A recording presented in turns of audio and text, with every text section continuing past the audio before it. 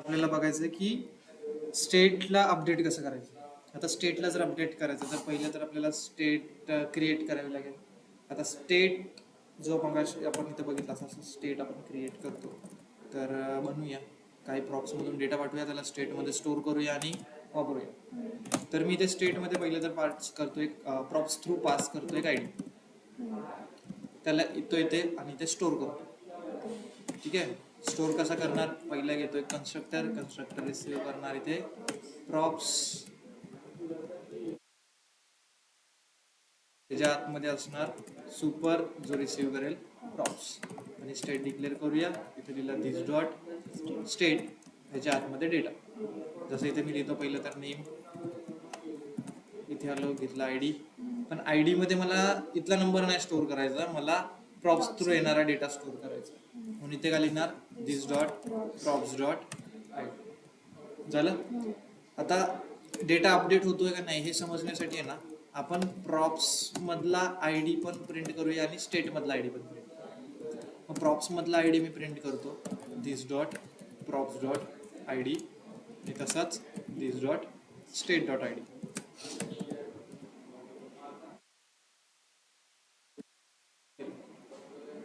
प्रॉप्सचा ID पण आला आणि स्टेटचा आयडी पण, दोन्ही पण सेम आहे कारण की प्रॉप्सचाच मी स्टेट मध्ये स्टोर. आता ह्याला जर समजा आपल्याला अपडेट करायचं पहिलं तर इथे मी नेम पण टाकून घेऊया, सगळंच बघूया अपडेट करायचं. State dot name hello. आता याला जर अपडेट करायचं आहे तर अपडेट करण्यासाठी पहिलं तर मी बनवलं समजा बटनवरती क्लिक केल्यानंतर नेम अपडेट झालं पाहिजे. क्लिक केल्यानंतर नेम अपडेट झालं पाहिजे म्हणजे क्लिक केल्यानंतर एक फंक्शन कॉल झालं पाहिजे, जे फंक्शन त्या नेमला अपडेट बरोबर. मग त्यासाठी फंक्शन क्रिएट करावं लागणार. फंक्शन क्रिएट कसं करणार आहे, लिहा त्याचं नाव काहीतरी, जसं मी लिहिलं हँडल अपडेट, असं काहीतरी फंक्शन बनवलं, equals to opening closing equals to arrow function. Okay. आता त्याला आपण काय करणार, नाव कॉपी करणार, बटन वरती येणार, बटन वरती ऑन क्लिक टाकणार, ऑन क्लिक इव्हेंट, आणि त्याच्या आतमध्ये पास करणार तो हँडल अपडेट. तर हँडल अपडेट वगैरे ह्याच्या पुढे पण काय लागेल आपल्याला, दिस, कारण ते क्लास कंपोनंट. आता ह्याच्या आतमध्ये मी फक्त काय करतोय, अलर्ट देतो, चालतोय का नाही ते चेक करण्यासाठी. आलो, बटन क्लिक केला, चालतोय. ओके. आता आपल्याला डेटा अपडेट करायचे. मग काय करेन मी, तर इथून एक सेट स्टेट नावाचं फंक्शन आपल्याला क्रिएट केलेलं पहिल्यापासून भेटतं, त्याला मी कॉल करेन दिस डॉट सेट स्टेट. आणि या सेट स्टेटमध्ये जो ऑब्जेक्ट आपण पास करणार तो इथे जाऊन त्याच्याबरोबर रिप्लेस होणार. आपल्याला काय पास करायचे, नेम. मग इथे आलो, लिहिलं नेम, नेम काय सेट करायचे, बोललो नेहरू, सेव्ह केलं, इकडे आलो, क्लिक केलं,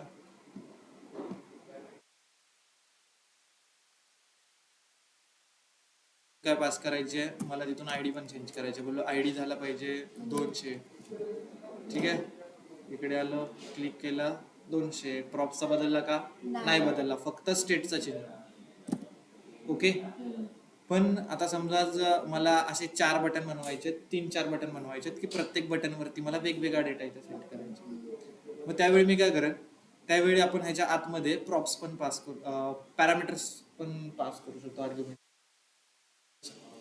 मग ते कसं करणार, त्यासाठी मी एकच फंक्शन बनवून ठेवतो, नाव अपडेट करण्यासाठी. ठीक आहे. हँडल चेंज असं काहीतरी फंक्शन बनवलं. आता हा फंक्शन काय करणार, येताना डेटा घेऊन येणार, बरोबर. आणि आणलेला जो डेटा आहे तो मला काय करायचे, दिस डॉट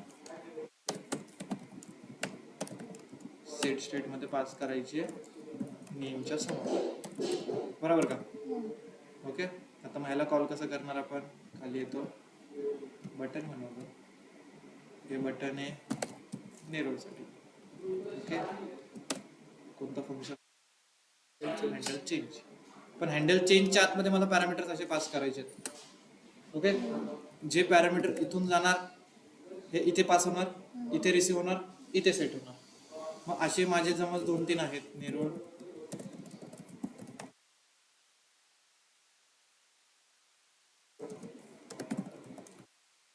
अशी पनवेल अशी 3 घेतली. बराबर केले. ऑन क्लिक मध्ये फंक्शन कॉल केले, फंक्शन मध्ये पॅरामीटर टाकले, पॅरामीटर इथे रिसीव्ह केले आणि त्या पॅरामीटर नुसार डेटा चेंज केला. बरोबर केलंय का? सेव्ह करतो, इकडे येतो, क्लिक करतो, रिफ्रेश करणार बटन चाललं.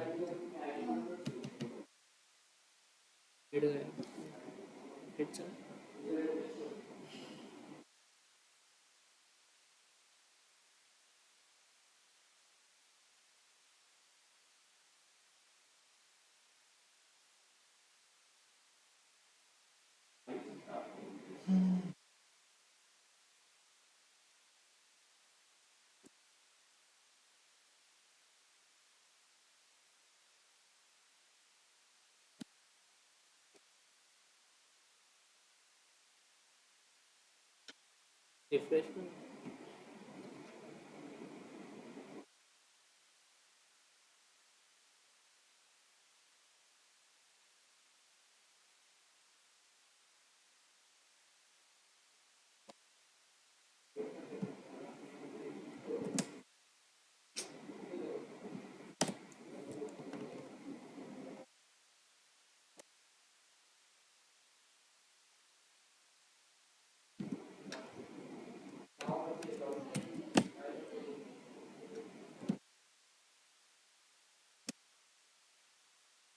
इकडे कुठं जा इकडे ना